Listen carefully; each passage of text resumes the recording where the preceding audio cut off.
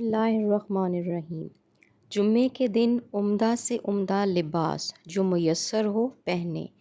امیر المؤمنین سیدنا عمر بن خطاب رضی اللہ عنہ نے ایک مسجد کے پاس دروازے کے پاس ایک ریشمی جوڑا فروخت ہوتے دیکھا تو انہوں نے عرض کی کہ یا رسول اللہ صلی اللہ علیہ وآلہ وسلم، کاش آپ صلی اللہ علیہ وآلہ وسلم اس کو مول لے لیتے اور اس کو جمعہ کے دن اور قاصدوں کے سامنے جو آپ صلی اللہ علیہ وآلہ وسلم کے پاس آتے ہیں پہن لیا کریں۔ تو رسول اللہ صلی اللہ علیہ وآلہ وسلم نے فرمایا، اس سے تو وہی شخص پہنے گا جس کا آخرت میں کچھ حصہ نہ ہو۔ اس کے بعد کہیں سے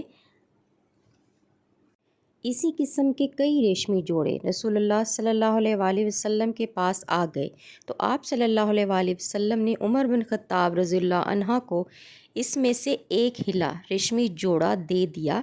عمر رضی اللہ عنہ نے عرض کی کہ